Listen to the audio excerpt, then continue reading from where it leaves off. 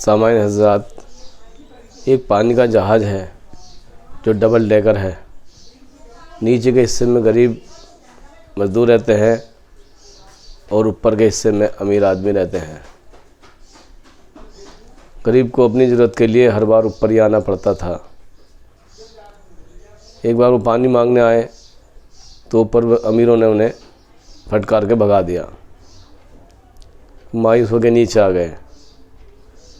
अब उनके मन में ये आया कि बार बार ऊपर जाने के बजाय हम इस जहाज़ की तली में छेद कर लेते हैं, इसमें से समुद्र का पानी आता रहेगा, उसे अपने इस्तेमाल में लेते रहेंगे। प्यारे दोस्तों, क्या आप बता सकते हैं कि वो पानी का जहाज़ सलामत रहेगा या नहीं?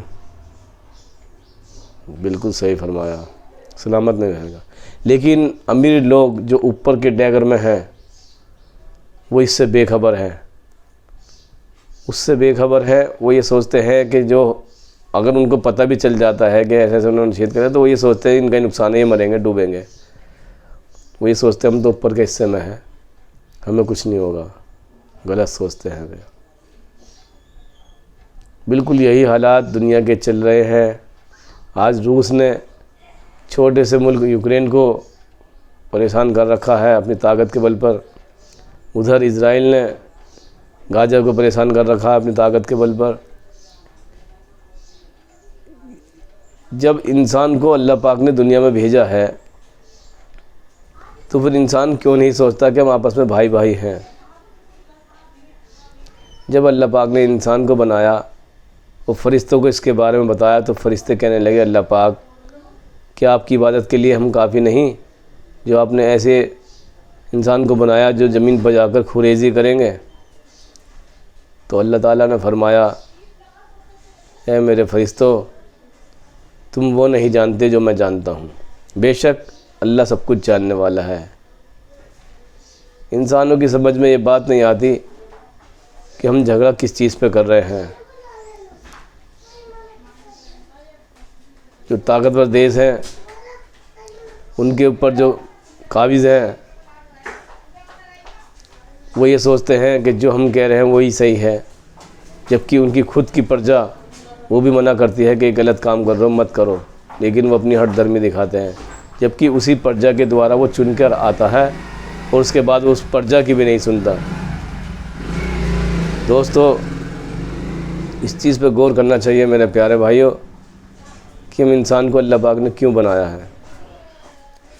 ये सारी ज़मीन अल्लाह की बनाई हुई है और इंसान भी अल्लाह के बनाए हुए हैं। कोई अपने घर से लेकर नहीं आया।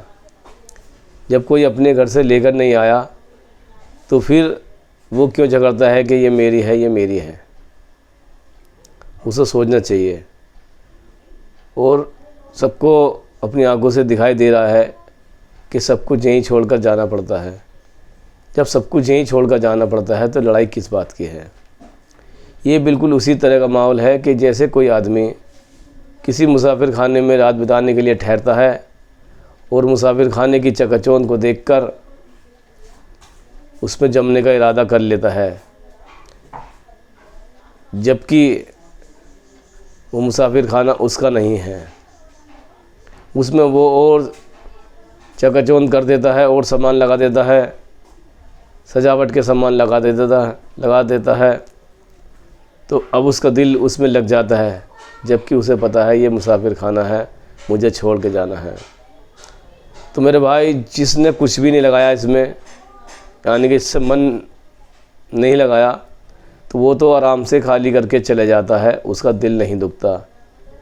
लेकिन जिसने उसमें बहुत ज़्यादा सजावट की चीज़ें लगा दी और बहुत सारी ऐशो आराम की चीज़ें इकट्ठी कर ली, जब उससे कहा जाता है कि ये मुसाफिर खाना खाली कर दो, तो उसका मुसाफिर खाना खाली करने को दिल नहीं करता। बिल्कुल ठीक इसी तर्ज पर ये दुनिया है। दुनिया की ज़िंदगी बहुत छोटी सी ज़िंदगी है। यहाँ पर तो अल्लाह पाक ने हमें अपने अंदर की बुराई को सुधारने के लिए भेजा था।